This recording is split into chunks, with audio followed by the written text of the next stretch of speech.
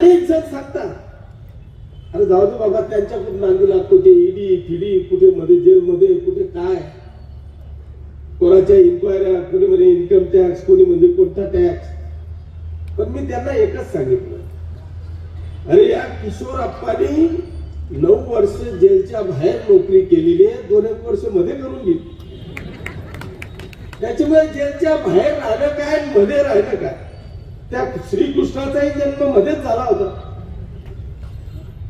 त्याच्यामुळे त्या गोष्टींची पर्वा मी माझ्या आयुष्यात कधी केली नाही. पण आज मी आपल्याला सगळ्यांना या निमित्तानं सांगतो की आज अतिशय शुभ दिवस आम्ही हा कार्यक्रम घेतोय.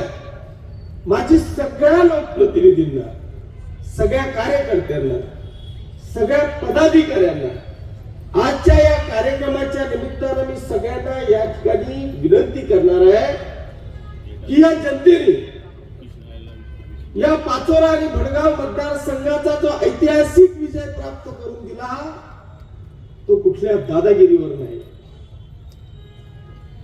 तो कुठल्या सत्तेच्या मस्तीवर नाही, पैशांच्या गुरमीवर नाही, तर या जनतेने या शहरातला विजय जो प्राप्त करून दिला तो एकमेव फक्त आणि फक्त विकास आणि शांती या 2 गोष्टींवर आपल्याला या ठिकाणी विजय प्राप्त करून दिला.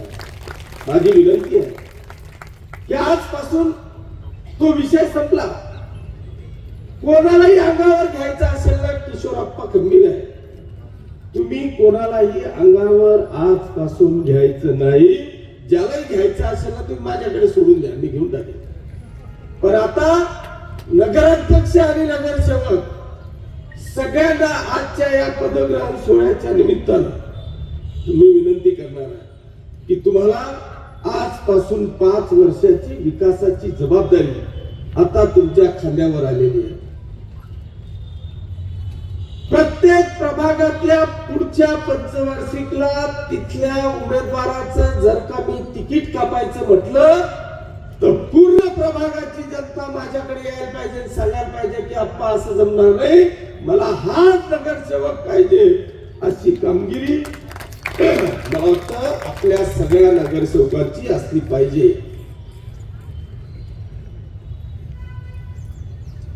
जर का तसा परफॉर्मन्स आपला मिळाला नाही तर मी आपल्याला जनतेसमोर सांगतो आमचे शिवसेनेचे प्रमुख आदरणीय बाळासाहेब त्या काळात सांगायचे की जर का आमचा नगरसेवक आमदार नगराध्यक्ष कुठेही काम चुकारपणा करत असेल तर त्याच्या घरावर आंदोलन करण्याची तयारी ठेवा असा संदेश आम्हाला बाळासाहेबांनी दिला आहे. मी या स्टेजवर या जनतेच्या साक्षीने सांगतो की एकही नगरसेवक जर चौकटीच्या बाहेर जात असेल तर जशी विरोधकांना धडा शिकवण्याची ताकद या मायबाप जनतेने मला दिली आहे तीच ताकद तुमच्या घरावर दाखवल्याशिवाय राहणार नाही. हा इशारा समजा, समज समजा. पण नगरसेवक म्हणून अर्थात नगरसेवक म्हणजे नगराध्यक्ष सोडला असं नाही.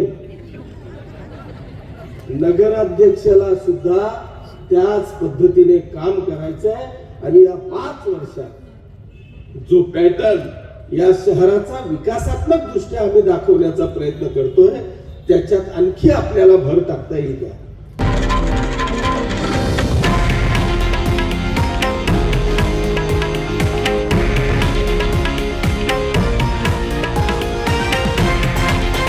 हे आहे देशातील नंबर 1 न्यूज नेटवर्क आणि आपण पाहत आहात TV9 मराठी, एकमेव.